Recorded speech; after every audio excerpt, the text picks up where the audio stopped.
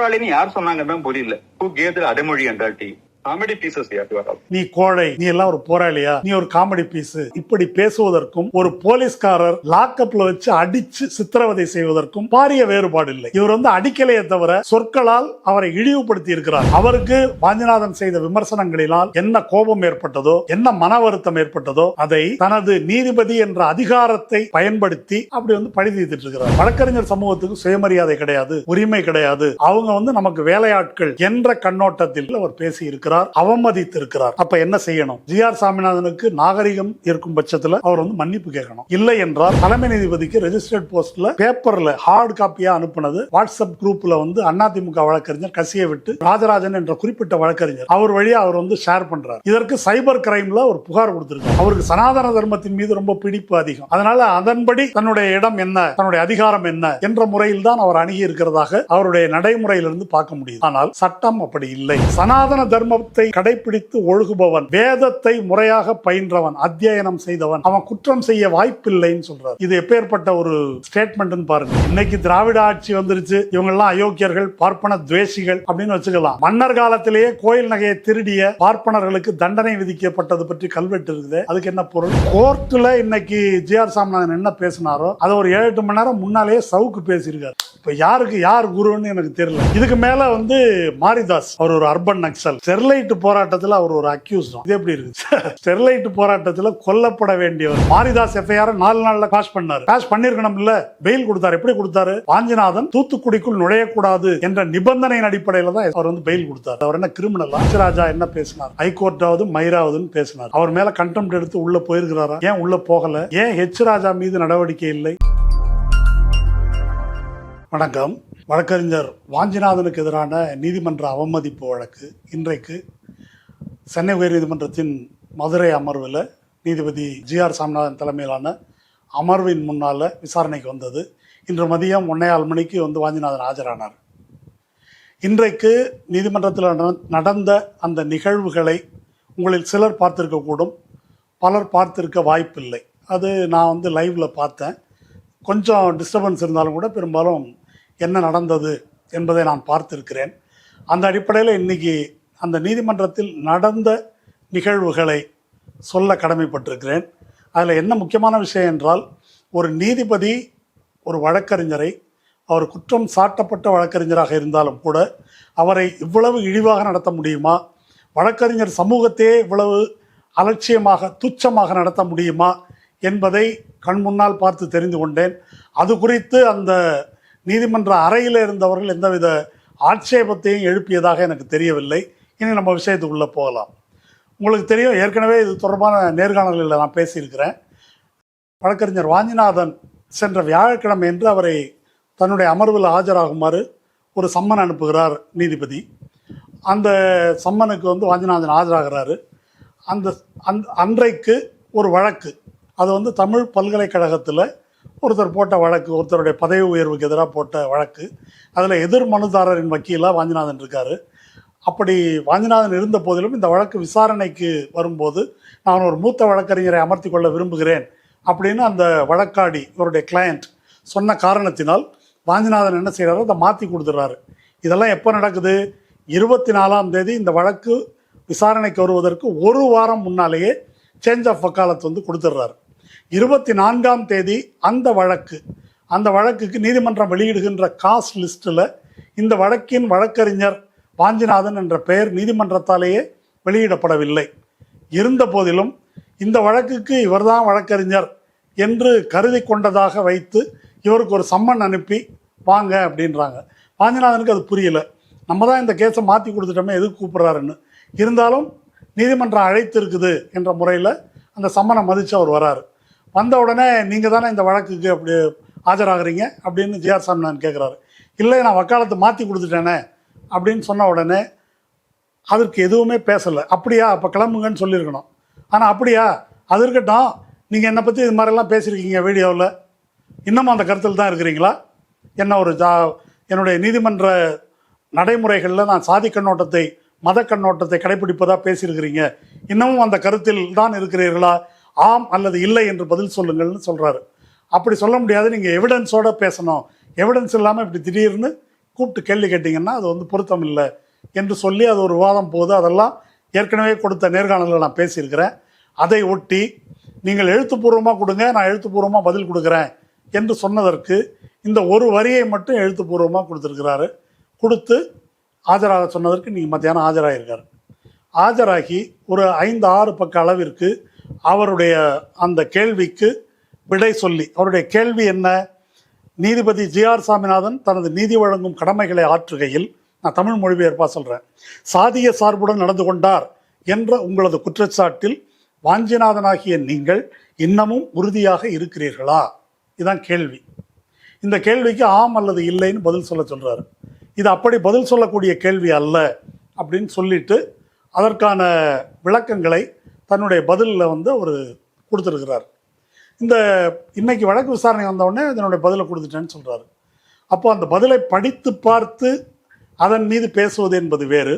ஆனால் அதை வாங்கி வைத்துக்கொண்டு ஒரு சில நிமிடங்கள் அதை அப்படி புரட்டி பார்த்துட்டு அதெல்லாம் இருக்கட்டும் அப்படின்னு ஒரு வீடியோவை போட்டு, அந்த வீடியோவை போடுப்பா அப்படின்னு சொல்லிட்டு அந்த வீடியோவை பாருங்கள், அதில் நீங்கள் தானே பேசியிருக்கிறீங்க, அதில் என்ன எழுதியிருக்குது பாருங்கள், அதை அப்படியே உங்கள் வாயால் நீங்களே படிங்க அப்படின்றாரு இவர்கிட்ட.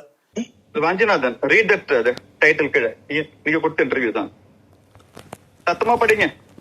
அவருக்கு காட்சி கண்ணில் என்ன தெரிஞ்சு தெரியலன்னு தெரியல, அது தெரியலன்றார். ஓ, கண்ணு எதுவும் பிரச்சனையா, கண்ணு தெரியலையா, அரவிந்த் ஆஸ்பத்திரி கூட்டு போகலாமா அப்படின்னு கிண்டல் பண்ணுறாரு. கண்ணு தெரியலையோ, maybe you have to be taken to Aravind hospital. அதற்கு பிறகு வாஞ்சிநாதன் தலையிட்டு என்ன சொல்றாருன்னா, நான் என்ன சொல்ல வேண்டுமோ அதை எழுத்துப்பூர்வமாக கொடுத்திருக்கிறேன். நீங்கள் கொடுத்த கடிதத்தில் என் மீதான குற்றச்சாட்டு என்ன என்பதை தரவுகளோடு எதுவும் குறிப்பிடவில்லை. அதனால் இப்போ இங்கே கூப்பிட்டு வச்சுக்கிட்டு உன்னை காட்டி இதை பேசுனீங்க என்னன்னு கேட்டாக்க அப்படி சொல்ல முடியாது. எந்த சூழலில் எதற்காக பேசினோம் என்று ஒன்று இருக்கிறது. இந்த வீடியோவை இங்கே காட்டி அதுக்கு பதில் சொல்லுமாறு கேட்பது முறையல்ல. உங்களுடைய குற்றச்சாட்டு என்னவோ அதை எழுத்துப்பூர்வமாக தரவுகள் ஆதாரங்களுடன் கொடுத்தீங்கன்னாக்கா அதுக்கு நான் பதில் தர முடியும். வீடியோவை பார்த்து நான் சொல்ல முடியாது. அப்படி கேட்கறது முறை கிடையாதுன்றதான் எங்க இங்க நடக்கிறது. இந்த அமர்வு என்ன நடக்குதுன்னு எனக்கு ஒன்றும் புரியல. ஏனென்றால் இங்க ஃப்ரேமிங் ஆஃப் சார்ஜஸ் அப்படின்னு ஒன்று இருக்குது. அந்த ஃப்ரேமிங் ஆஃப் சார்ஜஸ் மாதிரி இந்த கோர்ட்டை நீங்க நடத்துறீங்க. வியாழக்கிழமை இன்னைக்கு என்ன சொன்னீங்க அப்படின்னு சொன்னால், நீங்கள் ஒரு உத்தரவு போட்டிருக்கீங்க. அந்த உத்தரவில் என்ன சொல்லியிருக்கீங்கன்னா, நான் ஒரு கிரிமினல் கண்டெம்ட் கமிட் பண்ணதற்கான பூர்வாங்க ஆதாரங்கள் இருக்கிறது என்று உங்கள் தீர்ப்பில் சொல்லியிருக்கீங்க அப்படின்னு சொல்லி அதை படித்து காட்டுறாரு. The conduct of Thiru Vanchinathan prima facie constitutes criminal contempt of court. That is why we could not have dropped the proceedings. இது அந்த தீர்ப்பில் வந்து அதனுடைய கடைசி பேராவுக்கு முதல் பேராவில் 24ஆம் தேதி அவர் வழங்கிய தீர்ப்பில் வந்து இருக்குது. இப்படி சொல்லியிருக்கிறீங்க. ஆனால் வியாழக்கிழமை நீங்கள் இப்படி கொடுத்துட்டீங்க. வெள்ளிக்கிழமை அன்னைக்கு அடிஷனல் ரெஜிஸ்ட்ரார் எனக்கு ஒரு தாக்கீது அனுப்புகிறாரு. அந்த தாக்கீதுக்கு என்ன பேர் அப்படின்னு சொன்னாக்கா, ப்ரீ காக்னிசன்ஸ் நோட்டீஸ். அதாவது ஒரு வழக்கை ஒரு நீதிபதி காக்னிசன்ஸுக்கு எடுத்துக்கொள்வதற்கு முன்னால் குற்றம் சாட்டப்பட்டவர் விளக்கம் தருவதற்கு வாய்ப்பளிப்பதற்கான தாக்கீது என்று பொருள். ஆனால் இவர் சொல்லியிருக்க அந்த தீர்ப்பில் சொல்லியிருக்கிறது இருக்கு இல்லையா, prima facie constitute criminal offence அப்படின்னு சொல்கிறது வந்து காக்னிசன்ஸ் எடுத்தாச்சுன்னு பொருள். வியாழக்கிழமை காக்னிசன்ஸ் எடுத்தாச்சு என்று ஒரு தீர்ப்பில் எழுதிவிட்டு அடுத்த நாள் ரெஜிஸ்ட்ரார் கொடுக்கறது காக்னிசன்ஸுக்கு எடுக்கிறதுக்கு முன்னால் உங்களை கேட்கறதுக்காக கொடுத்துருக்குறோம் என்று கொடுக்கிறார்கள். இது வந்து தலைகீழானது. இன்னைக்கு நீங்கள் வந்து என்ன செய்கிறீங்கன்னா, புதுசாக ஒரு வீடியோவை போட்டு இதுக்கு பதில் சொல்லுன்னு கேட்குறீங்க. இதெல்லாம் என்ன முறை என்று அவர் கேள்வி கேட்குறார். கேட்ட உடனே அதுக்கு நீதிபதி என்ன சொல்கிறாருன்னா, உங்கள் மேலே கண்டெம்ட் எல்லாம் எடுக்கவே இல்லையே, நீங்களா கற்பனை செஞ்சுக்கிட்டு பேசுகிறீங்க என்று சொல்லுகிறார். உங்கள் மீது குற்றச்சாட்டு வச்சதா நீங்கள் சொல்கிறீங்க, அதை நீங்களே விசாரிக்கிறதுன்றது எந்த வகையில் யாரு விசாரிச்ச? அப்போதைக்கு இன்னைக்கு யாரு விசாரிச்ச? அப்ப நாங்க எங்க விசாரிச்சோமா? You are assuming things. இப்போ நான் படிச்சு காட்டினதுக்கு என்ன பொருள்? கண்டெம்ட் கமிட் பண்ணியிருக்காரு, பிரைமா ஃபேசி இருக்குது என்று அவருடைய ஆர்டரில் குறிப்பிட்டிருக்காரு. இப்போ வந்து இப்படி சொல்றாரு. இதை வாஞ்சிநாதன் திரும்ப படிச்சு காட்டுறாரு. இது கண்டெம்ட்டும் இல்லை, விசாரணையும் இல்லை, சும்மா அவங்கள்ட்ட ஒரு கிளாரிஃபிகேஷன் கேட்குறோம். என்னை பற்றி நீங்கள் நிறையா வீடியோ பேசியிருக்கீங்க, ஒரு 50-60 வீடியோ பேசியிருப்பீங்க, அதுக்கெல்லாம் நான் ஒன்றும் கேஸ் எடுக்கலை. அன்னைக்கு எங்களுடைய பெஞ்சில் அந்த கேஸ் ஒரு அப்பீல் கேஸில் நீங்கள் வக்கீலாக வந்த காரணத்தினால அதை நாங்கள் கேட்க நேர்ந்தது அப்படின்னு சொல்கிறார். அப்போ வாஞ்சிநாதன் என்ன சொல்கிறாரு, அந்த கேஸுக்கு நான் வக்கீலே கிடையாது, ஒரு வாரம் முன்னாலேயே வக்காலத்தை வந்து மாற்றி கொடுத்துட்டேன் என்று வாஞ்சிநாதன் அதற்கு சொல்லுகிறார். அதுக்கு நீதிபதியிடமிருந்து எந்த பதிலும் இல்லை. அதுக்கு பிறகு வாஞ்சிநாதன் நீங்கள் தான் கருத்து சுதந்திரம்லாம் பேசுகிறீங்க அப்படின்னு அவர் கருத்து சுதந்திரம் பற்றி பேசிய பல சந்தர்ப்பங்களை சுட்டி காட்டுகிறார். ஆமாம், கருத்து சுதந்திரம் நான் பேசினது தான், என்னுடைய தீர்ப்பை எவ்வளோ கடுமையாக வேணால் விமர்சிங்க, ஆனால் எனக்கு சாதி நோக்கம் கற்பிக்கிறீங்க, இதை வந்து எப்படி ஏற்றுக்கொள்ள முடியும் அப்படின்னு அவர் சொல்கிறாரு. அதை நீங்கள் பொதுவாக இப்படி சொன்னீங்கன்னா பத்தாது, குறிப்பான ஆதாரத்தோடு சொன்னால் மட்டும்தான் நான் பதில் சொல்ல முடியும் அப்படின்ன உடனே, நான் அன்னைக்கு உங்களை கோர்ட்டில் கோழைன்னு சொன்னேன், அப்புறம் அப்படி சொல்லியிருக்கக்கூடாதோன்னு நினச்சேன், இப்போ என்ன நினைக்கிறேன்னா அப்படி சொன்னது கரெக்டு தான், உங்களை போய் போராளின்லாம் சொல்கிறாங்க, சரியான காமெடி பீஸ். இது வந்து ஒரு நீதிபதி ஒரு வழக்கறிஞரை பார்த்து, அவர் குற்றம் சாட்டப்பட்ட வழக்கறிஞராகவே இருந்தாலும் இன்னும் குற்றம் சாட்டப்பட்டவரனே அவர் சொல்லலை, ஒரு வழக்கறிஞரை பார்த்து வந்து இந்த மாதிரி பேசுறாரு. இவ்வளவுதான் போராளின்னு யார் சொன்னாங்கன்னு புரியல. Who gave the அடைமொழி என்றாட்டி காமெடி பீசஸ் சொல்லிட்டு, இப்போ நான் இங்கே உங்களை விசாரிப்பதற்கும் உச்ச நீதிமன்ற தலைமை நீதிபதிக்கும் மற்ற நீதிபதிகளுக்கும் நீங்கள் ஒரு புகார் கொடுத்துருக்கீங்க என் மேலே, அதுக்கும் சம்மந்தம் இல்லை, அதுக்காகலாம் நான் வந்து உங்களை கேட்கல, நான் கேட்கறது ஒரு கேள்விதான், இன்னமும் நீங்கள் என்னை பற்றி அப்படி கருதுகிறீர்களா, ஆம் அல்லது இல்லை என்று பதில் சொல்லுங்கள். அப்படி சொல்ல முடியாது, நீங்கள் குற்றச்சாட்டை ஆதாரங்களுடன் எழுத்துப்பூர்வமாக கொடுங்க, அப்போதான் பதில் தர முடியும் என்று வாஞ்சிநாதன் திரும்ப சொல்ல நீதிபதிக்கு கோபம் தலைக்கேறுகிறது. உங்களுக்கு பின்னால் இருக்கிற ஈகோ சிஸ்டம் என்னன்னு எனக்கு தெரியும், அதுக்கெல்லாம் நான் பயப்பட மாட்டேன், உங்களுக்கு பின்னால் இருக்கிற நீதிபதிகள் யாருன்னு தெரியும் அப்படின்னு சொன்ன உடனே, எனக்கு பின்னால் எந்த நீதிபதிகள் இருக்கிறதா நீங்கள் சொல்கிறீங்க என்று இவர் சொல்கிறார். எல்லாம் எனக்கு தெரியும், ஐ ஆம் நாட் அ ஃபூல், நீங்கள் ஏற்பாடு செய்த கூட்டத்தில் நீதிபதிகள் பேசியிருக்கிறாங்க, ஓய்வு பெற்ற நீதிபதிகள், அதுவே கண்டெம்ட் ஆஃப் கோர்ட்டு தான் அப்படின்றாரு. பக்கத்தில் இருக்கிற நீதிபதி ஜூனியர் ஜட்ஜ் ராஜசேகர் அதை பற்றி நீதிபதியை பற்றி எல்லாம் பேச வேணாம் என்பது போல் அவர்கிட்ட ஏதோ முணுமுணுக்கிறார். இல்லை அவங்க எல்லாரும் தான் கையெழுத்து போட்டிருக்கிறாங்க என்று சொல்லிவிட்டு எஸ் சுந்தர் என்ற ஒரு நீதிபதி அதில் கையொப்பமிட்டிருப்பதா இருக்குது. எஸ் சுந்தர்லாம் கையெழுத்து போட்டிருக்காரு, ஐ எம் டீப்லி ஹர்ட் அப்படின்னு சொல்லிட்டு நீதிமன்றத்தில் அவருக்கு எதிரே எஸ் சுந்தர் வழக்கறிஞராக இருந்தபோது அவருக்கு ஜூனியராக இருந்த ஒரு வழக்கறிஞர் அங்கே இருக்கிறார் போல் இருக்குது, அவரை பார்த்து உங்கள் சீனியர்லாம் அப்படி பண்ணியிருக்காரு அப்படின்றாரு. இப்போ இதெல்லாம் எப்படி இருக்குது, கோர்ட் மாதிரியே தெரியுது உங்களுக்கு? இப்படி நீதிபதி பேசுகிறார். பேசி முடித்த பிறகு என்ன செய்கிறாருன்னா, ஒரு இதை வந்து நான் எப்படி இருந்தாலும் ஹைகோர்ட்டுக்கு தான் ரெஃபர் பண்ண போகிறேன், அதை நான் ரெஃபர் பண்ணிடுறேன் அப்படின்னு ஒரு சொல்லிவிட்டு டீட்டெயில்டு ஆர்டர் நான் சேம்பரில் போய் பாடுறேன் அப்படின்னு சொல்கிறாரு. நீதிமன்றத்தில் இருந்த அருண் சாமிநாதன் என்ற ஒரு வழக்கறிஞர், அவர் வந்து பிஜேபி சார்பானவரான், கரெக்டாக அதுக்கு தகுந்த மாதிரி கருத்து சொல்லியிருக்கார். அவர் இந்த வழக்கை பற்றி வெளியே எங்கேயும் பேசக்கூடாதுன்னு ஒரு ஆர்டர் போடுங்க யுவரானர் அப்படின்னு சொல்லி நான் பிஜேபி தான் அப்படின்றத நிரூபிச்சிருக்கார் அவர். அதுக்கு நீதிபதி அதெல்லாம் தலைமை நீதிபதி பார்த்துக்கிட்டோம் அப்படின்னு ரொம்ப ஜனநாயகபூர்வமாக அதை வந்து அவர் விட்டுட்டார். இது நீதிமன்றத்தில் நடந்தது. இதன் மீது எனக்கு சில கேள்விகள் இருக்குது. இதில் வாஞ்சிநாதன் சொன்ன இன்னொரு மிக முக்கியமான பாயிண்ட்டை விட்டுட்டேன். அவர் என்ன அந்த அவருடைய கடிதத்துலையும் சொல்லியிருக்காரு, நேர்லையும் சொல்லியிருக்காரு, nobody can be a judge to his own cause, தன் மீதான வழக்குக்கு தானே நீதிபதியாக யாரும் இருக்க முடியாது என்பது இயற்கை நீதி. இந்த வழக்கை நீங்கள் விசாரிக்க முடியாது. கண்டெம்ட் ஆஃப் கோர்ட் ஆக்டின் படியும் கூட இதை நீங்கள் உயர்நீதிமன்ற தலைமை நீதிபதிக்கு தான் ரெஃபர் பண்ணமே தவிர இதை நீங்கள் எடுத்து விசாரிக்க முடியாது அப்படின்னு அவர் சொல்கிறாரு. அதுக்கு பிறகு அந்த கடிதத்தில் வேறு இந்த விஷயங்கள்லாம் சொல்லியிருக்காரு அவர். இந்த மாதிரி நான் தலைமை நீதிபதிக்கு ரெஜிஸ்டர்ட் போஸ்ட்டில் பேப்பரில் ஹார்ட் காப்பியாக அனுப்புனது வாட்ஸ்அப் குரூப்பில் வந்து அதிமுக வழக்கறிஞர் கசியை விட்டு இப்படி பரப்பி இருக்கிறார், இதற்கு சைபர் கிரைமில் நான் வந்து புகார் கொடுத்துருக்குறேன் அப்படின்றத அந்த மனுவில் வந்து அவர் குறிப்பிட்டிருக்கிறார். அதுக்கு மேலே நீதிமன்றத்தில் அவர் வந்து இந்த மாதிரி எனக்கு ஆதாரம் கொடுங்க அப்படின்னு கேட்குறாரு. அந்த ஆதாரம் கொடுங்கன்னு சொன்னதையெல்லாம் வியாழக்கிழமை அவர் பிறப்பித்த உத்தரவில் அதை அந்த விஷயத்தையே மறைச்சிருக்கிறார் நீதிபதி. அதாவது அந்த தீர்ப்பில் என்ன சொல்லியிருக்காரு அந்த ஆர்டர்லன்னாக்கா, நான் வந்து பேசினது நீங்களா, ஆமாவா இல்லையா சொல்லுங்கள் அப்படின்னு நான் கேட்டபோது அதற்கு பதில் சொல்லாமல் இந்த கேஸில் நான் வக்கீல் இல்லை என்று மட்டும் சொல்லி ஏதோ தப்பிக்க முயன்றார் என்பது போல அந்த உத்தரவில் குறிப்பிட்டிருக்கிறார். இதில் வேடிக்கை என்னன்னா, கோர்ட்டில் வழக்கறிஞர்கள் பலதை வாதிடுறாங்க, அதில் செலக்டிவாக நீதிபதிகள் தங்களுக்கு வேண்டியதை மட்டும் எடுத்துக்கிறது, ஜிஆர்எஸை பொறுத்த வரைக்கும் அர்ச்சகர் வழக்கில் நான் நேரடியாக பார்த்திருக்கிறேன். வயலூர் அர்ச்சகர் வழக்கில் வாஞ்சிநாதனுடைய வாதங்கள் எதுவும் அவருடைய தீர்ப்பில் இடம்பெறலை. நீங்கள் அந்த வாதங்களை சொல்லிட்டு அதை நிராகரிக்கலாம், ஆனால் அந்த வாதங்களே நடக்காதது மாதிரி ஒரு ஆர்டர் பாஸ் பண்ணியிருக்காரு. இங்கேயும் அதே தான் செய்திருக்கிறார். அதில் வாஞ்சிநாதன் இன்னொன்று சொல்லியிருக்காரு, உச்சநீதிமன்றத்தில் நான் கொடுத்த புகாருக்காக தான் நீங்கள் இதை விசாரிக்கிறீங்கன்னு நான் சந்தேகப்படுகிறேன் அப்படின்னு சொல்லியிருக்காரு. ஒன்று. ரெண்டாவது, வியாழக்கிழமை அன்னைக்கு நான் முகாந்திரம் இருக்குன்னு சொல்லிட்டு வெள்ளிக்கிழமை அன்னைக்கு முகாந்திரம் இருக்கான்னு பரிசீலிக்கிறதுக்கு நோட்டீஸு என்று இப்படி முரணாக இருப்பதை பார்த்தால் உங்களுக்கு உள்நோக்கம் இருப்பதாக தெரிகிறது.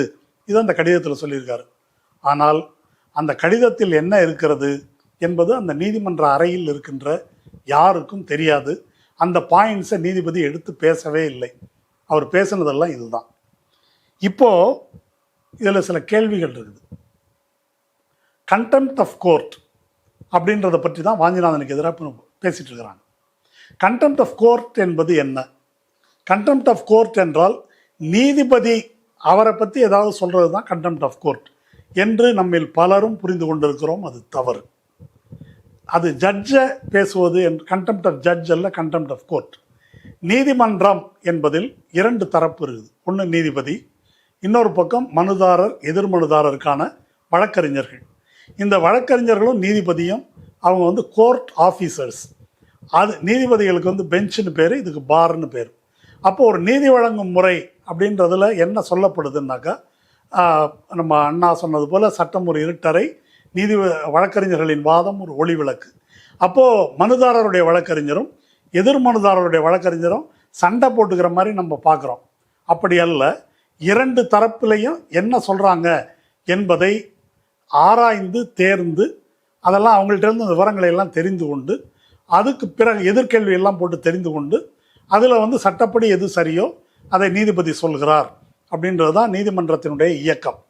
இப்போ இதில் அவர் மேலே இவர் கீழே, நீதிபதி முதலாளி, வக்கீல்லாம் தொழிலாளி என்றெல்லாம் கிடையாது. ஆனால் ஜிஆர் சாமிநாதன் நடந்து கொண்ட முறையை பார்த்தால் அவர் எசமான், மற்றவர்கள் வேலைக்காரர்கள் என்பது போன்ற தோற்றம் தான் இருந்தது. ஏன்னா நீ ஒரு கோழை, காமெடி பீஸு, நீ எல்லாம் ஒரு ஆளா என்று ஒரு வக்கீல் நீதிபதி பார்த்து எப்போது பேச முடியுமா? அப்படி ஒரு ஈக்குவல் ஃபூட்டிங்கில் இருக்கிறதாக அவர் கருதலை. கான்ஸ்டியூஷனுக்கு கீழே இயங்குகின்ற கான்ஸ்டியூஷனல் கோர்ட்டாகவும் இதை கருதலை. அவருக்கு சனாதன தர்மத்தின் மீது ரொம்ப பிடிப்பு அதிகம்.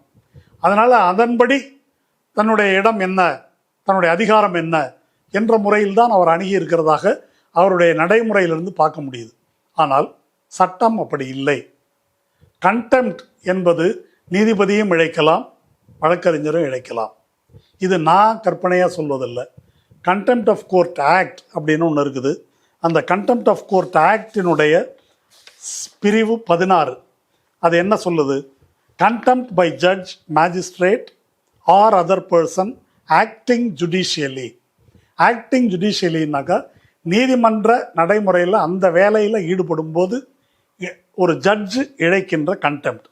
அது என்ன சொல்கிறாங்க? A judge, magistrate or other person acting judicially shall also be liable for contempt. ஒரு நீதிபதியாக இருந்தாலும் அவர் அந்த கடமையை நிறைவேற்றும் போது அப்படி தவறிழைத்தால் அவரும் இந்த நீதிமன்ற அவமதிப்புக்கு உட்படுவார் அப்படின்னு சொல்லுது. அது என்ன சொல்லுதுன்னாக்கா, ஆஸ் எனி அதர் இண்டிவிஜுவல், மற்ற எந்த ஒரு நபர் கண்டெம்ப்டுக்கு எப்படி உட்படுவாரோ அதுபோல் இவரும் உட்படுவார் என்று அந்த சட்டப்பிரிவு தெளிவாக சொல்லுது. அப்போது இந்த நீதிமன்ற அவமதிப்பு என்பது வாஞ்சிநாதன் செய்தாரா செய்யவில்லையா என்பது இனிமேல் தான் பரிசீலனைக்குரியது. ஆனால் இங்கே நேரடியாக ஓப்பன் கோர்ட்டில் அத்தனை வழக்கறிஞர்கள் முன்னால் அவர் இதை இழைத்திருக்கிறார். இந்த நீதிமன்ற விசாரணை முறை அவர் கடைப்பிடித்தது இருக்கு இல்லையா, அது எனக்கு தெரிந்த சட்டப்படி அது அரசமைப்பு சட்டத்துக்கும் கிரிமினல் ப்ரொசீஜர் கோடுக்கும் எதிரானது. அரசமைப்பு சட்டத்தில் செல்ஃப் இன்கிரிமினேஷன், தன்னைத்தானே குற்றம் சாட்டி கொள்வது, குற்றவாளியாக்கி கொள்வதற்கு எதிராக ஒருவருக்கு இருக்கின்ற உரிமை அப்படின்னு சொல்கிறது. அதை எளிமையாக சொன்னால் ரைட் டு சைலன்ஸ். ஒரு போலீஸ்காரர் கேள்வி கேட்டால் குற்றம் சாட்டப்பட்டவர் பதில் சொல்லித்தான் தீர வேண்டும் என்று இல்லை.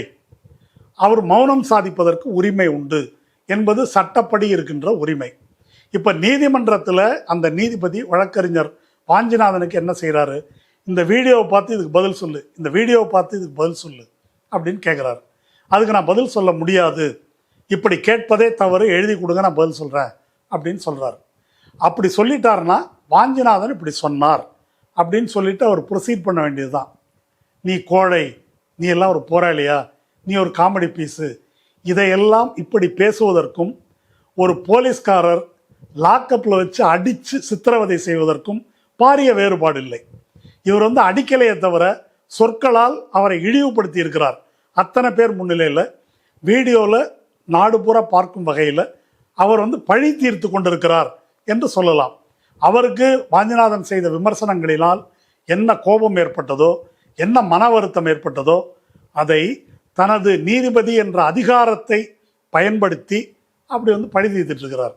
அதுக்கு வாஞ்சிநாதன் திரும்ப ப்ரொவோக்காகி பேசுவார், பேசட்டும் என்பது நீதிபதியின் நோக்கமாக இருந்திருக்கும். ஆனால் அவர் அப்படி ப்ரொவோக் ஆகலை. சொல்லப்போனால் அந்த நீதிமன்ற அறையின் கண்ணியத்தை வாஞ்சிநாதன் கடைப்பிடித்தார், ஜிஆர் சாமிநாதன் கடைப்பிடிக்கவில்லை. இது அந்த லைவை பார்த்த எல்லோருக்கும் தெரியும், எல்லோரும் அதை புரிந்து கொள்ளலாம். அப்போ இந்த மாதிரி அப்படி ஒரு தவறு செய்திருக்கும் போது இந்த தவறை நாம் எப்படி பார்ப்பது? வாஞ்சிநாதனை ஜிஆர் சாமிநாதன், நீதிபதி ஜிஆர் சாமிநாதன் கேவலமாக பேசிட்டாரு அப்படின்னு எடுத்துக்கிறதா? வாஞ்சிநாதன் அவரை விமர்சனம் பண்ணார், பதிலுக்கு இவர் பேசினார் அப்படின்னா இது என்ன கொடாயடி சண்டையா, தெருச்சண்டையா? கிட்டத்தட்ட அப்படி தான் பேசினார் நீதிபதி. அப்படி இதை பார்ப்பதா என்பது தான் கேள்வி. இப்போ இன்றைக்கு வாஞ்சிநாதனுக்கு ஆதரவாக தமிழ்நாடு புதுச்சேரி வழக்கறிஞர்கள் சங்கம், ஜாக் என்ற வழக்கறிஞர்களுடைய இன்னொரு கூட்டமைப்பு, இவங்க வந்து எல்லா மாவட்ட தலைநகரங்களிலும் ஆதரவு தெரிவித்து ஆர்ப்பாட்டம் என்று அறிவித்திருந்தார்கள். சென்னை உயர்நீதிமன்ற வாயிலில் பல மூத்த வழக்கறிஞர்கள் உட்பட இன்று காலையில் ஆர்ப்பாட்டம் நடத்தியதை நாம் கண்டோம். இதற்கு முன்னதாக ஓய்வு பெற்ற 8 நீதியரசர்கள் ஒரு அறிக்கை விட்டிருந்தாங்க. அவங்க வாஞ்சிநாதன் மேலே நடவடிக்கை எடுக்காதீங்கன்னு சொல்லலை, வாஞ்சிநாதன் எந்த தப்பும் பண்ணலை அப்படின்னு சொல்லலை, இந்த வழக்கை நீங்கள் விசாரிக்கின்ற முறை தவறு என்பதை இவர் நீதியரசருக்கு சுட்டி காட்டியிருந்தார்கள். இவ்வளோதான், முறையை பின்பற்றுங்கள் என்பதுதான் அவங்க சொல்லியிருந்தது. இப்போது இவருக்கு வாஞ்சிநாதனுக்கு ஆதரவு தெரிவித்தவர்கள் எல்லாம் வாஞ்சிநாதனுடைய சொந்தக்காரர்களோ நண்பர்களோ அல்ல. ஒரு வழக்கறிஞர் என்ற முறையில் ஒரு வழக்கறிஞருக்கு இருக்கக்கூடிய ரைட், அந்த ரைட்டை வந்து அவங்க கேட்குறாங்க. சமீபத்தில் உச்சநீதிமன்றத்தில் ஒரு கேஸ் வந்தது. இடி கேஸில் ஒரு அக்யூஸ்டுக்கு வாதாடிய ஒரு வழக்கறிஞர் மேலே தத்தார், அரவிந்த் தத்தார் நினைக்கிறேன் அந்த வழக்கறிஞர் பேர், அவர் மேலே வந்து இடி ரெய்டு. அப்போ எல்லா வழக்கறிஞர்களும் இது அரவிந்த் தத்தார் பிரச்சனைன்னு பார்க்கல, எல்லா வழக்கறிஞர்களும் இதற்கு எதிராக குரல் கொடுத்தார்கள். அப்புறம் இடி வந்து பின்வாங்கியது, அதை நம்ம வந்து பார்த்தோம். அதுபோல் வழக்கறிஞர் சமூகத்தின் மீது நீதியரசர் ஜிஆர் சாமிநாதன் தொடுத்த ஒரு தாக்குதல் இது. வழக்கறிஞர் சமூகத்துக்கு சுயமரியாதை கிடையாது, உரிமை கிடையாது, அவங்க வந்து நமக்கு வேலையாட்கள் என்ற கண்ணோட்டத்தில், வேலையாளர் கூட அப்படி பேச முடியாது என்ற கண்ணோட்டத்தில் அவர் பேசியிருக்கிறார், அவமதித்திருக்கிறார். அப்போ என்ன செய்யணும்? ஜிஆர் சாமிநாதனுக்கு நாகரிகம் இருக்கும் பட்சத்தில் அவர் வந்து மன்னிப்பு கேட்கணும். இல்லை என்றால் இந்த கண்டெம்ட் ஆஃப் கோர்ட் ஆக்டில் நான் வந்து படித்தேன், செக்ஷன் 16, அதன்படி அவர் மீது வந்து நீதிமன்ற அவமதிப்பு வழக்கு தொடரணும். ஒரு உயர்நீதிமன்ற நீதிபதி, இப்போ வர்மா மாட்டியிருக்காரு நோட்டுக்கட்டோட, இன்னும் பல பேர் அப்படி சிக்கியிருக்கிறாங்க.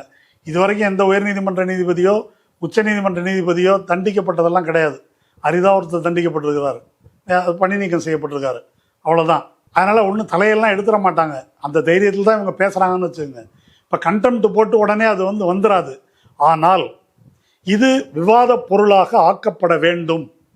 இப்போ இந்த இவ்வளோ நிகழ்ச்சி நடந்திருக்குது. இந்த வாஞ்சிநாதன் பிரச்சனை கடந்த சில நாட்களாகவே பேசப்பட்டு வந்திருக்கிறது. வாஞ்சிநாதன் பிரச்சனையை பேசுறதுக்கு காரணம் வாஞ்சிநாதன் ஏதோ ஒரு சூப்பர் ஸ்டார் என்பதெல்லாம் அல்ல. வாஞ்சிநாதன் பிரச்சனை பேசப்படுவதற்கு காரணமே திருவாளர் சாமிநாதன் தான். நீதிபதி சாமிநாதன் அவர்கள் கொடுக்கின்ற தீர்ப்பு, அவர் வெளியே சனாதனத்துக்கு ஆதரவாக, திராவிட இயக்கத்துக்கு எதிராக, பெரியாருக்கு எதிராக, முற்போக்கு விழுமியங்களுக்கு எதிராக அவர் அப்பட்டமாக பேசுகின்ற பேச்சுகள், நீதிமன்றத்திலே அவருடைய பக்கச்சார்பான நடவடிக்கைகள், தீர்ப்புகள், முறை மீறிய தீர்ப்புகள், இதெல்லாம் பார்த்து எல்லோர் மனதிலும் இருக்கிற கொந்தளிப்பு தான் வாஞ்சிநாதனுக்கு ஆதரவான குரலாக வெளியே வந்திருக்கிறது. இத்தனையும் செஞ்சுட்டு இதுலேயும் வயலேட் பண்ணுறார் ரூலை. இதை கேள்வி கேட்கக்கூடிய, விமர்சிக்கக்கூடிய ஒரு வழக்கறிஞரையும் இப்படி அணுகுகிறார் என்ற அடிப்படையில் தான் வழக்கறிஞர்கள் இந்த கேள்வியை எழுப்பி இருக்கிறார்கள். சரி, இதெல்லாம் இந்த பக்கம் வந்தது. இன்னைக்கு அவர் சொன்னார் இல்லையா, உங்கள் ஈகோ சிஸ்டம் என்னன்னு தெரியும், ஜட்ஜி யாருன்னு தெரியும். அப்படி அவர் கொந்தளிக்கிற அளவுக்கு, யாரும் எதிர்பார்க்காத அளவிற்கு வாஞ்சிநாதன் மீதான இந்த அநீதியான நடவடிக்கைக்கு ஆதரவு பெருகியது. வக்கீல் மத்தியில் மட்டும் இல்லை, சமூக ஊடகங்களில், பொதுவான பார்வையாளர்கள் மத்தியில். வழக்கறிஞர் வாஞ்சிநாதனுக்கு கிடைத்த ஆதரவை விட்டுருங்க, நீதியரசர் சாமிநாதனுக்கு ஆதரவாக இன்னைக்கு இந்த சம்பவம் நடக்கிறதுக்கு முன்னால் வரைக்கும், நேற்று வரைக்கும் 4 பேர் பேசியிருக்காங்க எனக்கு தெரிஞ்சு. முதல்ல இந்த பாரதிய வழக்கறிஞர்கள் சங்கம் அப்படின்னு பிஜேபியுடைய சங்கம், அந்த கூட்டங்களுக்கெல்லாம் கூட இவர் போயிருக்காருன்னு தான் நினைவு எனக்கு. அவங்க வந்து வாஞ்சிநாதன் ஒரு நக்சலைட், பெரியாரிஸ்ட்டு, திமுக தான் பின்னால் இருந்து இயக்குகிறது, ஜிஆர் சாமிநாதனை போய் இப்படி சொல்லிட்டாங்களே, அவங்க நாக்கு அழுகி போவோம், அவருக்கு பெயில் கொடுத்துருக்காரு, இவருக்கு அந்த பண்ணியிருக்காரு, அவருக்கு இதை பண்ணியிருக்காரு, அவரை போய் இப்படி சொல்லிட்டாங்க. அதனால் வாஞ்சிநாதன் முதல்ல அந்த கட்டுரை எப்படி ஆரம்பிக்குதுன்னா, அவர் மேலே கண்டெம்டெல்லாம் எடுக்கவே இல்லை அப்படின்னு அந்த அறிக்கை ஆரம்பிக்குது. இருக்குது, நீங்கள் படித்து பார்க்கலாம் சோஷியல் மீடியாவில். அவர் மேலே கண்டெம்ட்டே எடுக்கலை, சும்மா கண்டெம்ட்னு கத்துறாங்க அப்படின்னு தொடங்கி, அவர் மேலே கண்டெம்ட் எடுக்கணும், அவரை என்ஐஏ விசாரிக்கணும், இவங்கெல்லாம் பயங்கரவாதிகள் என்று அந்த கடிதம் வந்து முடியுது. இது ஒரு ஆதரவு. 2வது ஆதரவு யாருன்னாக்கா, நம்முடைய நடுநிலையாளர், நேர்மையாளர் சவுக்கு சங்கர், அவருடைய ஆதரவு. 3வது மதுரை உயர்நீதிமன்ற கிளையில் பணியாற்றக்கூடிய லஜபதி ராய் என்ற வழக்கறிஞர் மற்றும் அவருடைய ஜூனியர் ஒருத்தர். லஜபதி ராய் எழுதியிருக்கிற ஒரு பதிவில் ஜிஆர் சாமிநாதன் அவர்கள் அப்படியெல்லாம் கொடுத்துருக்காரு, தண்டிக்கப்பட்ட வழக்கறிஞர்கள் அவங்கள டீபார் பண்ண போது அவர்களை நியமனம் செய்வதற்காக போராடி இருக்கிறார், கருத்துரிமைக்கு வந்து இப்படி இந்த வழக்குகளில் குரல் கொடுத்திருக்கிறார், அவர் ஒரு கரைபடியாத கரம், இதெல்லாம் சொல்லி அவர் மேலே இப்படி சொல்லக்கூடாது. வாஞ்சிநாதன் மேலேயும் நீதிமன்ற அவமதிப்பு வழக்கு எடுக்கிறத நான் ஆதரிக்கலை. ஆனால் ஜிஆர் சாமிநாதன் பற்றி இப்படி செய்யக்கூடிய விமர்சனங்களையும் நான் ஆதரிக்கவில்லை. அது வந்து நீதித்துறைக்கே வந்து ஒரு பிரச்சனையாக வந்து போய் முடியும் அப்படின்னு அவர் சொல்லியிருக்காரு. எப்படி சொன்னாருன்னு தெரியல. லஜபதி ராயை பொறுத்த வரைக்கும் அவர் மக்களுக்கான பல பிரச்சனைகளுக்காக ஆஜராகக்கூடியவர், நேர்மையான சிறந்த வழக்கறிஞர், அதில் ஒன்றும் மாற்று கருத்து இல்லை. ஆனால் அவருடைய இந்த கருத்து ரொம்ப ஆபத்தானது. ஒரு இந்துத்துவ கருத்துக்கு ஆதரவாக, சனாதனத்துக்கு ஆதரவாக, அரசமைப்பு சட்ட விழுமியங்களுக்கு எதிராக இருக்கக்கூடிய ஒருவர் எளிமையாக இருக்கலாம், சொந்த வாழ்க்கையில் இந்த நேர்மைன்னு சொல்லக்கூடிய நேர்மையை கடைப்பிடிப்பவராக இருக்கலாம், தலித்துகளுக்கோ ஏழைகளுக்கோ உதவக்கூடியவராக இருக்கலாம், இந்த மாதிரி பெயில் கொடுக்குறவராக இருக்கலாம், ஜூனியர் வக்கீலுக்கு, இளம் வழக்கறிஞர்களுக்கு அவங்களுக்கு ஆர்டர் கொடுக்குறவராக இருக்கலாம். இதையெல்லாம் வைத்து நாம் மதிப்பிடுவதா என்பது தான் கேள்வி. இதுநாள் வரையில் ஜிஆர் சாமிநாதன் அவர்கள் என்ன வகையான தீர்ப்புகளை வழங்கியிருக்கிறார், அந்த தீர்ப்புகளுக்கு பின்னால் ஒரு வலதுசாரி சனாதன கண்ணோட்டம் இருக்கிறதா இல்லையா? இப்போ வழக்கறிஞர் லஜபதி ராய் அவர்கள் அனைத்து சாதி அர்ச்சகர் வழக்கு தொடர்பாக அவர் கையாண்ட முறையில், அந்த வயலூர்லேருந்து அந்த பார்ப்பன அர்ச்சகர்களுடைய சொந்தக்கார பையங்க போட்ட வழக்கு என்னென்னா, நான் பிராமின் அர்ச்சகர்களை நீக்கணும் அப்படின்றது. அந்த வழக்கை எப்படி விசாரித்தார் திரும்ப நான் விளக்க விரும்பலை. அவங்கள நீக்கணும்னு சொல்கிறதோடு அவர் நிறுத்தலை. அந்த சொந்தக்கார பையங்களுக்கு அந்த போஸ்ட்டில் அவங்கள போடணும்னு கொடுக்குறாரு. இப்படி உலகத்தில் யாராவது தீர்ப்பு கொடுக்க, ப்ரேயர் என்னவோ அதை தாண்டி போய் அவர் ஒரு தீர்ப்பு கொடுக்குறார். அது இன்னும் மற்றதெல்லாம் நிறையா எல்லாரும் பேசியிருக்கிறாங்க. இந்த மைக்கேல் பட்டியில் அவர் எப்படி பேசினார், மைக்கேல் பட்டியில் வீடியோ எடுத்து ஒரு மத கலவரத்தை உருவாக்குவதற்கு திட்டமிட்டே முயன்ற போது தஞ்சை மாவட்ட எஸ்பியாக இருந்த ஒரு பெண் அதிகாரி, அவங்க இதில் வந்து மதமாற்ற ஆங்கிள்லாம் இல்லை, விசாரித்து விட்டோம் என்று சொன்ன உடனே நீங்கள் எதுக்கு தீய மிதித்த மாதிரி பதறீங்க அப்படின்னு அவங்களுக்கு எதிராக ஒரு ஸ்ட்ரிக்சர் பாஸ் பண்ணார். அந்த ஆங்கிளில் பேசணும் அப்படின்னாரு. மைக்கேல் பட்டிக்கு மைக்கேல் பட்டின்னு ஏன் பேர் வந்தது, அது முதல்ல இருந்தே அந்த பேர் இருந்திருக்குமா அப்படின்னு ஒரு ஆராய்ச்சி அதில் இறங்கினார். இத்தனையும் பண்ண பிறகு கடைசியில் சிபிஐ விசாரித்து என்ன முடிவு வந்தது அது நமக்கு எல்லாம் தெரியும். இப்படி எச்சில் நிலையில் உருள்ற வழக்கு பெஞ்சில் மீறி இவர் ஒரு தீர்ப்பு கொடுத்தாரு. சுப்ரீம் கோர்ட்டு தீர்ப்பு ஸ்டே பண்ணி இருக்குது கர்நாடகாவில். அதெல்லாம் தெரிந்தும் அதை மீறுவதற்கு ஒரு நொண்டிச்சாக்கு போல ஒரு காரணம் சொல்லி கொடுத்தாரு. மீண்டும் அந்த பெஞ்ச் அதை கண்டித்து தீர்ப்பு வழங்கியது. இப்போ உச்சநீதிமன்றத்தில் மாநில உரிமையை நிலைநாட்டும் விதத்தில் ஜஸ்டிஸ் பர்திவாலா அமர்வில் தமிழ்நாடு அரசு தொடுத்த வழக்கில் கிடைத்த தீர்ப்பு. அந்த தீர்ப்பை எப்படி அதை ஆறப்போடுவது என்பதற்காக பிரசிடென்ஷியல் ரெஃபரன்ஸ்னு ஒன்று கிளப்பி விட்டுருக்குறாங்க. பிரசிடென்ஷியல் ரெஃபரன்ஸ் எல்லாம் இருந்தாலும் கூட இது உடனடியாக இந்த சட்டம் இனிமேல் ஜனாதிபதிக்கு காத்திருக்க வேண்டியதில்லை, ஆட்டோமேட்டிக்காக இது செல்லும் என்று அந்த தீர்ப்பு கூறியது. அந்த அடிப்படையில் விசி நியமனம் பண்ணாங்க. விசி நியமனத்துக்கு ஒரு அந்த ஆக்ட் அதுக்கு வந்து ஸ்டே கொடுத்துருக்கிறார் இவர். அந்த தமிழ்நாடு அரசினுடைய அந்த ஆக்டுக்கு எப்படி ஸ்டே கொடுக்கலாம்? அந்த ஸ்டே கொடுக்கறதுக்கு பெட்டிஷன் போட்டவர் யார்? அவர் திருநெல்வேலியிலேருந்து ஒருத்தர். திருநெல்வேலிக்காரங்க வழக்கு போடுறதுக்கு தான் மதுரை கோர்ட் ஜூரிஸ்டிக்ஷன் வந்து அதுதான். மதுரை கோர்ட் ஜூரிஸ்டிக்ஷனை விட்டுட்டு சென்னை கோர்ட்டில் ஜிஆர்எஸ் அமர்வில் வந்து பெட்டிஷன் போடுறாரு. இது வந்து ஃபோரம் ஷாப்பிங் பச்சையாக தெரியக்கூடியது. அதிலிருந்து இப்படி ஒரு உத்தரவு கிடைக்குது. ஒரு லெஜிஸ்லேச்சர் நிறைவேற்றிய சட்டத்தை எந்த நீதிமன்றமும் அவ்வளவு அலட்சியமாக உடனே ஸ்டே பண்ணுறதெல்லாம் கிடையாது. ஒன்றிய அரசு பல அயோக்கியத்தனமான சட்டங்களை கொண்டு வந்துருக்குது. அது எதையும் உச்சநீதிமன்றம் உடனே ஸ்டே பண்ணலை என்பதை தான் நாம் பார்த்துருக்கிறோம். இப்படி உச்சநீதிமன்ற தீர்ப்புக்கு பிறகும் அதை ஸ்டே பண்ணுறதுக்கு ஒரு காரணம் சொல்லி அதை ஸ்டே பண்ணி நிறுத்தி வைக்கிறார். இப்போது லஜபதி ராய் போன்ற வழக்கறிஞர்கள் அதில் நியாயம் இருப்பது இன்னும் நிறைய பட்டியல் இருக்குது. அது எல்லாருக்கும் தெரியுன்றதுனால நான் அதுக்குள்ளே போகலை. அதில் நியாயம் இருப்பதாக கருதுகிறார்களா? அவர் வந்து சனாதன தர்மத்தை இப்போ சமீபத்தில் அவர் பேசின வீடியோவெல்லாம் வந்துட்டு இருக்குது. கார் எடுத்துகிட்டு போனாங்களாம், ஒரு அமெரிக்காவில் குடியேறிய ஒரு பெண்மணி, பார்ப்பன பெண்மணி ஆப்வியஸ்லி. அவங்க வந்து ஆக்சிடெண்ட் பண்ணி ஒருத்தரை கொண்டுடுறாங்க. உடனே அவருடைய சகோதரர் அவர் போனவர் வந்து இவங்க அமெரிக்கா போகிறது கெட்டு போகுமே அப்படின்னு குற்றத்தை தானே ஏற்றுக்கொண்டு போய் போலீஸ் ஸ்டேஷனில் அவர் சரண்டர் ஆகிட்டாராம். நான் தான் இடிச்சிட்டேன் அப்படின்னு சொல்லி அவர் மேலே கேஸ் போட்டு அவருக்கு 18 மாதம் நீதிமன்றம் தண்டனை விதித்திருக்கிறது. அதை பற்றி அவர் என்ன சொல்கிறார் அப்படின்னாக்கா, வழக்கமாக இதுக்கெல்லாம் 6 மாதம் தான் தண்டனை விதிப்பாங்க. அவர் குடுமி வச்சுருந்ததுனாலே என்னவோ அவருக்கு வந்து 18 மாதம் தண்டனை விதித்தார்கள் அப்படின்னு சொல்கிறாரு. இதில் ஒரு பக்கச்சாய்வு இருப்பதாக லஜபதி ராய் போன்றவர்கள் கருதலையா? குடுமையை வச்சவங்களை கொலையே பண்ணாலும் அவருடைய சிகையை எடுக்க வேண்டும், மற்றவர்களுக்கெல்லாம் தலையை எடுக்கணும் என்றது மனுநீதி சாஸ்திரம். வெள்ளைக்காரன் வர்றதுக்கு முன்னால் வரைக்கும் கோலோச்சிய நீதி வந்து அதுதான். ஆனால் குடுமி வச்சுருந்ததுனால தான் 18 வருஷம் 18 மாதம் போட்டாங்க அப்படின்னு சொல்கிறாரு.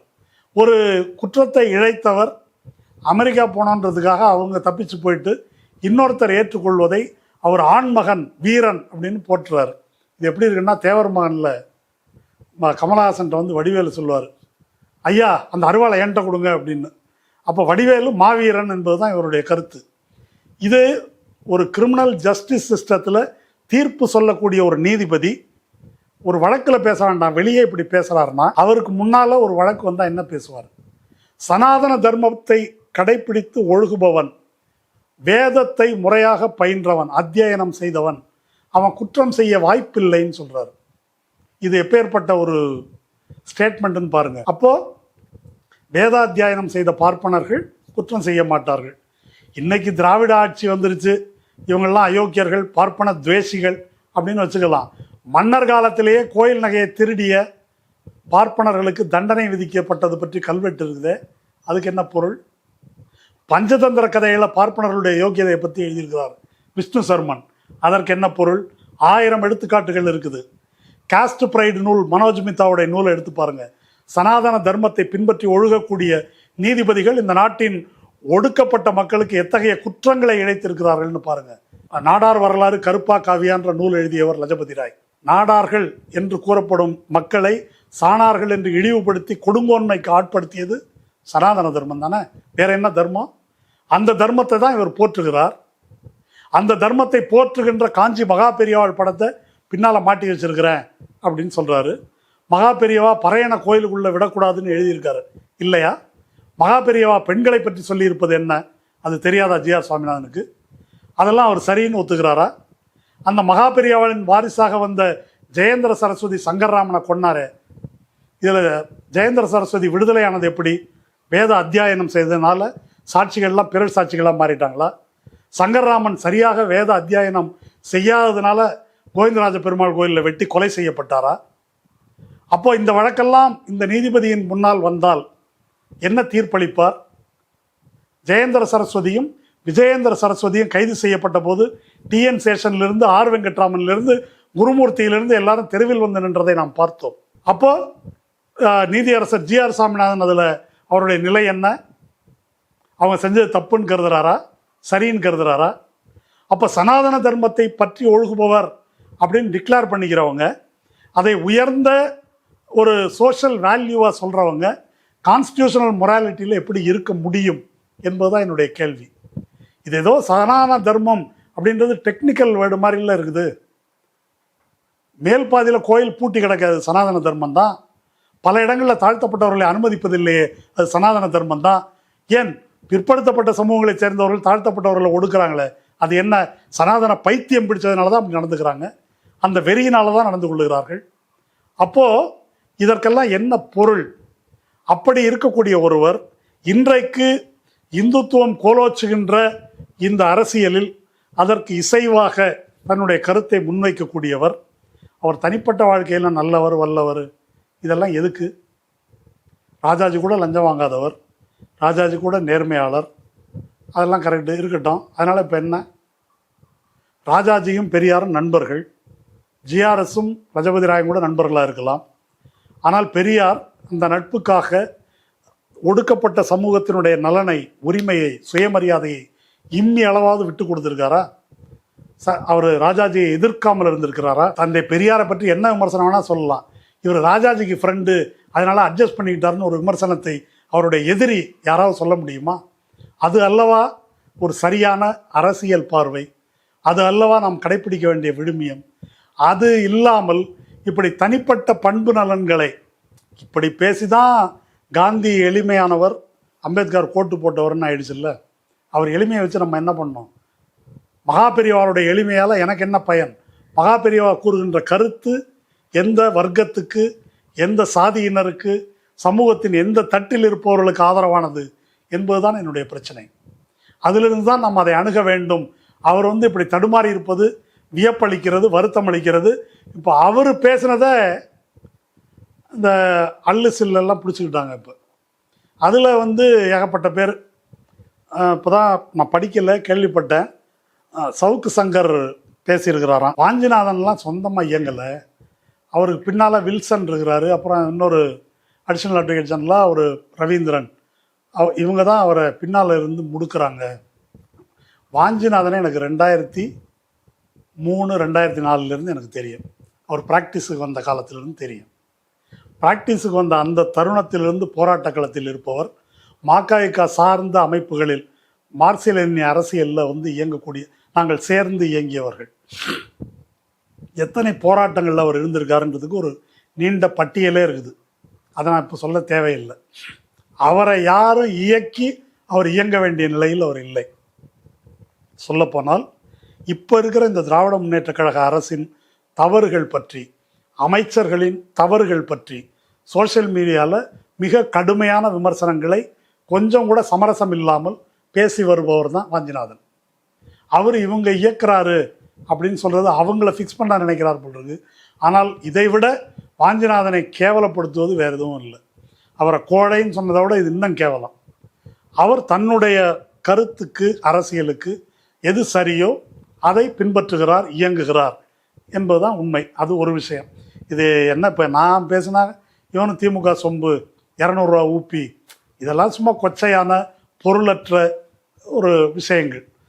இதில் என்ன வேடிக்கை அப்படின்னு சொன்னாக்கா, கோர்ட்டில் இன்னைக்கு ஜி.ஆர். சாமிநாதன் என்ன பேசினாரோ அதை ஒரு 7-8 மணி நேரம் முன்னாலேயே சவுக்கு பேசியிருக்காரு. இப்போ யாருக்கு யார் குருன்னு எனக்கு தெரியல. இது கண்டெம்ட் கேஸே கிடையாது அப்படின்னு அவர் பேசுகிறாராம். என்ன ஆச்சரியம்! தீர்ப்பில் இது இருக்குது. அதுக்கு மேலே அந்த வாஞ்சிநாதனை கூப்பிட்டு விசாரிச்சிருக்க மாட்டாங்க. அந்த பெஞ்சு கேஸில் அவர் தாங்க கவுன்சில், அதுக்காக தான் அவரை கூப்பிட்டாங்க. ஒரு வாரம் முன்னாலேயே அவர் சேஞ்ச் ஆஃப் வக்காலத்து கொடுத்து அன்னைக்கு காஸ்ட் லிஸ்ட்லேயே அவர் பேர் வரல. இவங்க இப்படி உருட்டுறாங்க இதை. இதுக்கு மேலே மாரிதாஸ், அவர் ஒரு அர்பன் நக்சல். ராகுல் காந்தியே அர்பன் நக்சல்ன்றது உங்கள் பிஜேபியினுடைய கருத்து. யார் உங்கள் தலைவர்களே அதான் பேசுகிறாங்க, மோடி உள்ளிட்ட நபர்கள். அப்புறம் ராகுல் காந்தி அர்பன் நக்சல்னாக்கா இவர் அர்பன் நக்சல் ஸ்கொயர் கியூப் அப்படி வச்சுக்கலாம். வாஞ்சிநாதனை. அதில் என்ன, இதை சொல்கிறதுல ஒன்றும் ஆச்சரியம் இல்லை. ஆனால் அவர் சொன்ன இன்னொரு ஜோக் இருக்குது. ஸ்டெர்லைட் போராட்டத்தில் அவர் ஒரு அக்யூஸ் தான். இது எப்படி இருக்குது?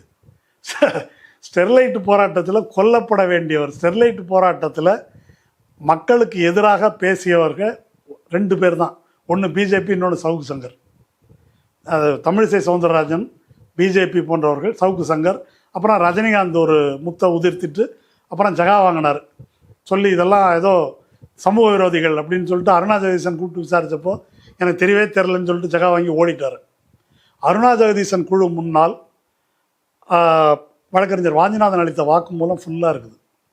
அந்த துப்பாக்கி சூட்டில் வாஞ்சிநாதனும் வழக்கறிஞர் ஹரிராகவனும் 2 பேரும் தான் போராட்ட குழுவின் சட்ட ஆலோசகர்கள். அந்த போராட்ட குழு இன்னைக்கு வாஞ்சிநாதனுக்கு ஆதரவாக அறிக்கை விட்டுருக்குறாங்க. நேற்று முன்னாள் அவர்கள் இந்த சட்ட ஆலோசகர்கள் என்ற முறையில் இவங்க 2 பேரும் சுட்டு கொல்லப்பட்டிருக்க வேண்டியவர்கள். இது டார்கெட்டட் கில்லிங். இது ஒரு கூட்டத்தை கலைப்பதற்கான துப்பாக்கி சூடு அல்ல, திட்டமிட்டே உருவாக்கப்பட்டது, தீ வைப்பு மர்மமான நபர்களால் நடத்தப்பட்டது. அதை சிபிஐயோ உள்ளூர் போலீஸோ கண்டுபிடிக்கவில்லை. எல்லாம் அருணா ஜெகதீசன் குழு அறிக்கையில் இருக்குது. அதனால் பயங்கரவாதிகள் பூரா அவங்க தான். மாரிதாஸ் அவர்களுக்கு நான் ஒன்று சொல்லிக்கிறேன். சிபிஐ ஒரு சார்ஜ் ஷீட் போட்டிருக்கிறாங்க.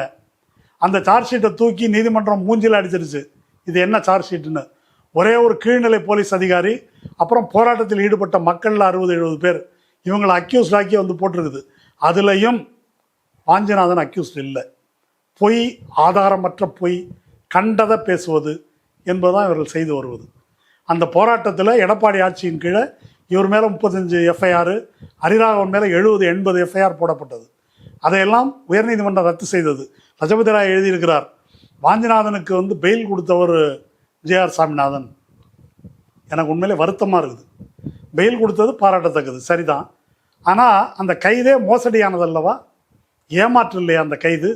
அதற்காக உயர்நீதிமன்றத்தில் கூப்பிட்டு அந்த கலெக்டரையே நேராக சம்மன் பண்ணி கண்டிக்கலையா உயர்நீதிமன்றம்?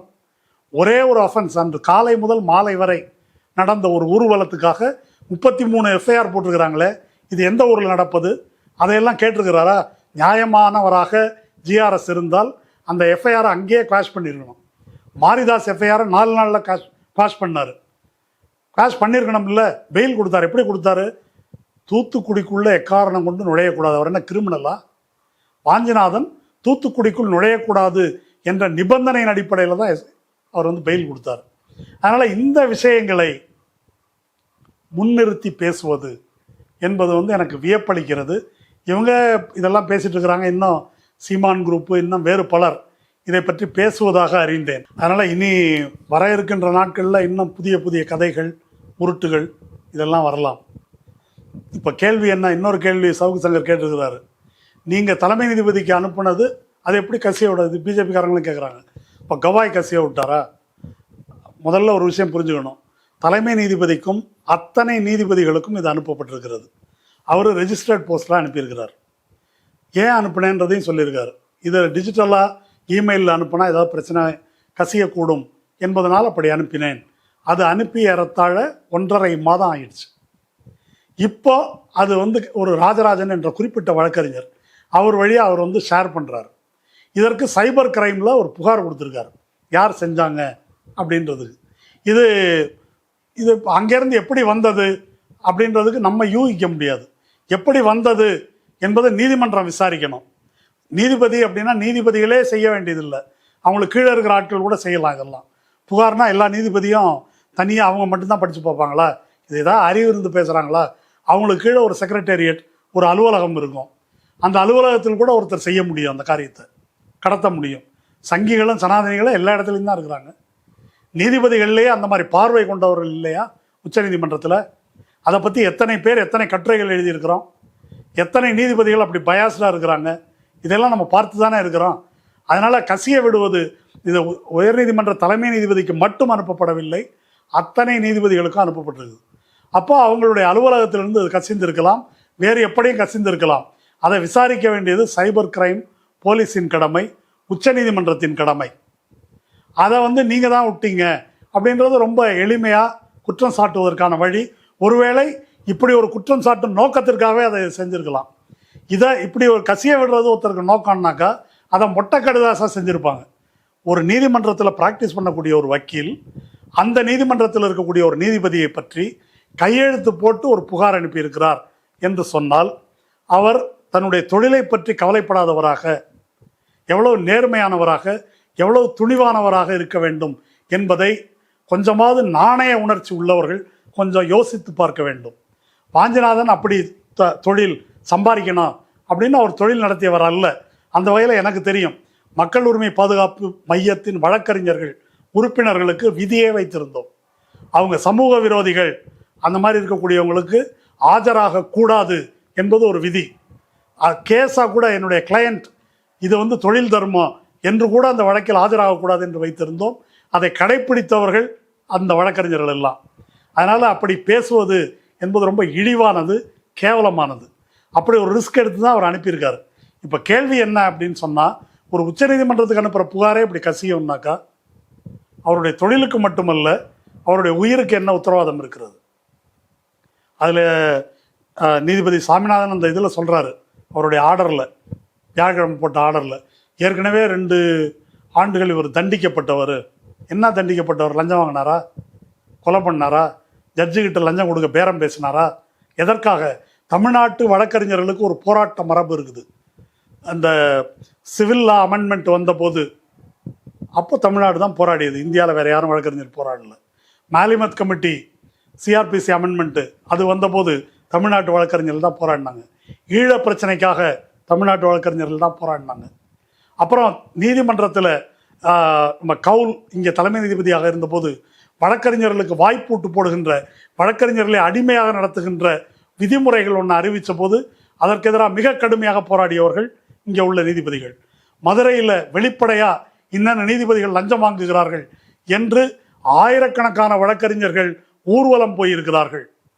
இதெல்லாம் தமிழ்நாட்டு வழக்கறிஞர்கள் செஞ்சது. இத்தகைய போராட்டங்களில் ஈடுபட்ட காரணத்தினால்தான் வாஞ்சிநாதன் மட்டுமல்ல, பல வழக்கறிஞர்கள் டீபார் பண்ணப்பட்டாங்க. எப்படி டீபார் பண்ணப்பட்டாங்க? ஏன் டீபார் பண்ணப்பட்டாங்க? யாரால் செய்யப்பட்டார்கள் என்றால், மனன்குமார் மிஸ்ரா என்ற பார் கவுன்சில் ஆஃப் இந்தியாவினுடைய தலைவர், பிஜேபியினுடைய ராஜ்யசபா எம்பி, அந்த நபரால் செய்யப்பட்டார்கள். அதுக்கு திரைமறைவில் என்ன நடந்தது என்பதெல்லாம் எங்களுக்கு தெரியும். அப்போ இப்படியெல்லாம் செஞ்சாக்க நீ அடங்கி வாயை பொத்தி கொண்டு இருக்க வேண்டும் என்று இவர்கள் எதிர்பார்க்கிறார்கள். அப்படி செய்தும் கூட, தண்டித்தும் கூட அடங்க மறுக்கிறார்களே என்பதுதான் இவர்களுடைய பிரச்சனை. அதனால் அவர்கள் ஏதோ குற்றமடைத்து விட்டார்கள் என்பது அல்ல. அந்த வழக்கறிஞர்கள் எல்லோருமே ஒரு காமன் காசுக்காக, மக்கள் உரிமைக்காக, கான்ஸ்டிடியூஷனல் ரைட்ஸுக்காக போராடியவர்கள். அப்படிப்பட்டவர்களை பற்றி பேசுவதற்கு இந்த பேசுகின்ற ஜன்மங்கள், பிறவிகள், இவர்கள் யாருக்கும் எந்த விதமான அருகதையும் கிடையாது என்பதை பார்வையாளர்கள் புரிந்து கொள்ள வேண்டும். நம்ம செய்ய வேண்டியது என்ன? செய்ய வேண்டியது ஒரு விஷயம்தாங்க. ஒரு வாஞ்சிநாதன் பேசுறதுனால தான் இந்த பிரச்சனை. மற்ற வழக்கறிஞர்கள் இதை பேச வேண்டும். தமிழ்நாட்டில் பல நீதிபதிகள் பல விசித்திரமான தீர்ப்புகளை கடந்த சில ஆண்டுகளாக கொடுத்து கொண்டிருக்கிறார்கள். ஒரு எலெக்டட் கவர்மெண்ட்டுக்கு எதிராக ஒரு கூ நடத்துவது போல இவங்க ஒரு எதிர்க்கட்சி போல் அங்கே உட்காந்து, இங்கே இருக்கிற எதிர்க்கட்சி வேலையை பார்க்கல. தமிழ்நாட்டில் இருக்கிற ஹைகோர்ட் தான் அதில் இருக்கக்கூடிய பல நீதிபதிகள் தான் இந்த ஆட்சிக்கு எதிர்க்கட்சியாக செயல்படுகிறார்கள். அனைத்து சாதி அர்ச்சகர் சட்டம் தொடங்கி இப்போ விசி அப்பாயின்மெண்ட் வரையில் பலவற்றையும் கட்டை கொடுப்பதற்கும் முட்டுக்கட்டை போடுவதற்கும் இந்த மாதிரி பாஜகவுக்கு சாதகமான தீர்ப்புகளை வழங்குவதற்கும் அந்த நீதிபதிகள் செயல்படுகிறார்கள், தீர்ப்பு வழங்குகிறார்கள். அதை எதிர்த்து அந்த தீர்ப்புகளை விமர்சித்து, நீதிபதியை விமர்சிக்க வேண்டாம், அந்த தீர்ப்புகளை விமர்சித்து எத்தனை வழக்கறிஞர்கள் பொது வெளியில் பேசியிருக்கிறார்கள்? ஏன் பேச மறுக்கிறார்கள்? நீங்கள் பேசலைன்னா மக்களுக்கு எப்படி தெரியும்? வக்கீலே பேசலைன்னா மக்களுக்கு என்ன தெரியும்? மக்கள் ஜட்ஜு சொன்னால் கரெக்டாக சொல்லுவாங்க போல இருக்கு என்று நினைத்து கொண்டிருக்கிறார்கள். இருக்கின்ற நிலைமையை பேசுவது, விமர்சிப்பது பொதுவெளியில் என்பது வழக்கறிஞர்களின் கடமை. அப்படி கிரிட்டிக்கலாக இதை பேச ஆரம்பித்தால், கிரிட்டிக்கலாக அதை எழுத ஆரம்பித்தால், லைவ்லாம் இருக்குது, பார் அண்ட் பெஞ்ச் இருக்குது, வர்டிக்டம் போன்ற சைட் இருக்குது, லீஃப்லெட் இருக்குது, இப்படி பல இடங்களில் வயர்வலை, இதெல்லாம் இந்த தீர்ப்புகளை அக்குவேர் ஆணிவேராக பிரித்து எப்படி இவை அபத்தமாக விரோதமாக இருக்குது, இதுக்காகலாம் அவங்க வெக்கப்பட மாட்டாங்க, அது வேற விஷயம். ஆனால் அப்படி எழுத வேண்டும், மக்கள் மத்தியில் பேச வேண்டும். அப்படி பேச தவறுவதனால்தான் ஒரே ஒரு குரல் எழும்புகிறது. இதை கழுத்தில் துண்டை போட்டு இருக்கிறலாம் என்ற முறையில்தான் இந்த நடவடிக்கை எடுக்கப்பட்டிருக்கிறது. உங்களுக்கு எல்லாம் சொல்கிறேன், எச் ராஜா என்ன பேசினார்னு. ஹைகோர்ட்டாவது மயிராவதுன்னு பேசினார். அவர் மேலே கண்டெம்ட் எடுத்து உள்ளே போயிருக்கிறாரா? ஏன் உள்ளே போகலை? ஏன் எச் ராஜா மீது நடவடிக்கை இல்லை? ஏன் வாஞ்சிநாதன் மீது விழுந்து பிடங்குகிறார்கள்? வாஞ்சிநாதன் ஏதாவது ஒரு வார்த்தை அதுபோல் பேசியிருக்கிறாரா? அவருடைய விமர்சனங்கள் எல்லாம் அரசியல் ரீதியானவை, ஒரு தமிழ்நாட்டினுடைய சுயமரியாதை மரபின் அடித்தளத்தில் நிற்பவை. அப்படிப்பட்ட விமர்சனங்களை அரசமைப்பு சட்டத்தை பாதுகாக்கும் பொருட்டு, நீதியை பாதுகாக்கும் பொருட்டு முன்வைத்த வழக்கறிஞர் வாஞ்சிநாதன் அநீதியாக வேட்டையாடப்படுகிறார். நீதிபதி என்ற தனது அதிகாரத்தை பயன்படுத்தி நீதிபதி ஜி.ஆர். சாமிநாதன் இந்த காரியங்களை எல்லாம் செய்கிறாரு.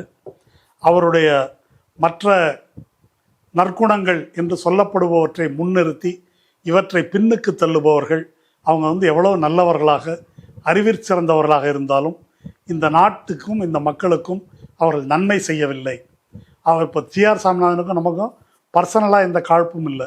பொதுவாக ஜட்ஜு மேலே யார் பெட்டிஷன் போடுவாங்கன்னா வக்கீல், என் கேஸை கவுத்துட்டாரு, என் கேஸில் அந்த கட்சிக்கிட்ட லஞ்சம் வாங்கிட்டாரு, இந்த மாதிரி தான் பெட்டிஷன் போடுவாங்க. அவர் வாஞ்சிநாதன் முன்வைத்திருக்கின்ற பேசுகின்ற அவருடைய விமர்சனங்கள் எதிலும் அவருடைய கேஸ் தொடர்பாக அவருக்கு கிடைக்காதது தொடர்பாக எதுவும் கிடையாது.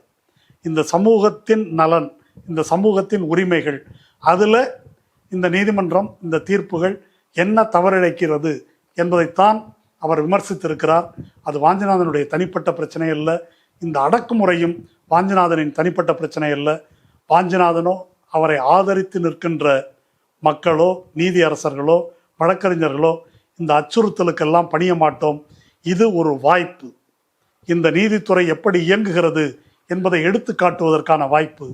நான் முன்னரே கூறியது போல ஒரு கண்டெம்ட் என்பது நீதிபதி ஜி.ஆர். சாமிநாதனுக்கு எதிராக அதை மூவ் பண்ணணும் என்பது மட்டுமல்ல, இம்பீச்மெண்ட் கொண்டு வரணும் அவருக்கு எதிராக. இம்பீச்மெண்ட் என்பது இப்போ நோட்டுக்கத்தை சிக்கிய வழக்கில் வர்மாவுக்கு எதிராக வந்திருக்குது. அலகாபாத் உயர்நீதிமன்றத்தில் சேகர் யாதவ் என்ற வழக்கறிஞர் இஸ்லாமியர்கள் அப்படி பேசினார் என்பதற்காக எதிர்கட்சின்னா அவர் மேலே ஒரு இம்பீச்மெண்ட் கொடுத்துருக்குறாங்க. அதை அப்ரூவ் பண்ணுறதுக்கு முன்னாலே தங்கர் வெளியே போயிட்டாருன்னு வச்சுக்கோங்க. அது பெண்டிங் இருக்குது. அப்போது இஸ்லாமியர்களே அவர் கத்முல்லா என்று கேவலமாக பேசினார். ஜி.ஆர். சாமிநாதன் அப்படியெல்லாம் பேசக்கூடியவர் அல்ல அப்படின்றது தான் அவருடைய நற்குணங்களை போற்றுபவர்களுடைய கருத்து. ஆனால் ஜி.ஆர். சாமிநாதன் முன்னிறுத்துகின்ற உயர்த்தி பிடிக்கின்ற சனாதன தர்மம், அந்த விழுமியத்தின் பால் அவருக்கு இருக்கின்ற பற்றின் காரணமாக அவர் அளித்து வருகின்ற தீர்ப்புகள், அந்த விழுமியத்தின் அடிப்படையில் அவர் அரசமைப்பு சட்டத்துக்கு சொல்லுகின்ற வியாக்கியானம் அப்படின்னா ரொம்ப டெக்னிக்கலாக இருக்குல்ல. எப்படின்னு சொல்கிறேன், எச்சில் நிலையில் உருள்ற உரிமைக்கு அவர் என்ன சொல்லியிருக்கார் தெரியுமா? சுப்ரீம் கோர்ட்டு உருளு சேவை என்ற கர்நாடகத்தில் நடக்கிறதுக்கு ஸ்டே கொடுத்துருக்குது. இதற்கு முன்னால் நீதிபதி மணிக்குமார் தலைமையிலான பெஞ்ச் இது மனித மாண்புக்கே எதிரானது அப்படின்னு தீர்ப்பு கொடுத்துருக்குது. அதை மீறி ஹெச்ஆர்என்சிக்கோ ரெவென்யூ அதிகாரிகளுக்கோ நோட்டீஸே போடாமல் அந்த உருளுவது ஒரு மத உரிமை, ஜனநாயக உரிமை அப்படின்னு ஒரு தீர்ப்பு கொடுத்துருக்காரு.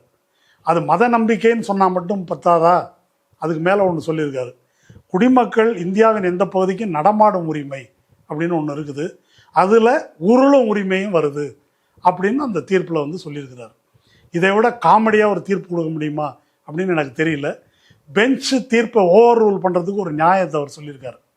அதில் இந்த சதாசிவ பிரம்மேந்தாள் மடம் அவங்களுக்கு நோட்டீஸ் போடாமல் ஒருதலை பட்சமாக அவர் போட்டு விட்டார். அதனால் அது இயற்கை நீதிக்கு எதிரானது, அதனால் நான் இதை போடுறேன்னு சொல்லிட்டு இதுலேயும் அவர் ஒருதலை பட்சமாக நாளைக்கு நிகழ்ச்சின்னா இன்னைக்கு அந்த ஆர்டரை பாஸ் பண்ணியிருக்கிறார். இது ஒரு சான்று, ஒரு பானை சோறுக்கு ஒரு சோறு. அதனால் இந்த முறைகளை கையாள்வது, லஞ்சம் வாங்குவதை விடவும் இஸ்லாமியர்களை ஒரு சில சந்தர்ப்பங்களில் கொச்சையாக பேசுவதை விடவும் இவை ஆபத்தானவை.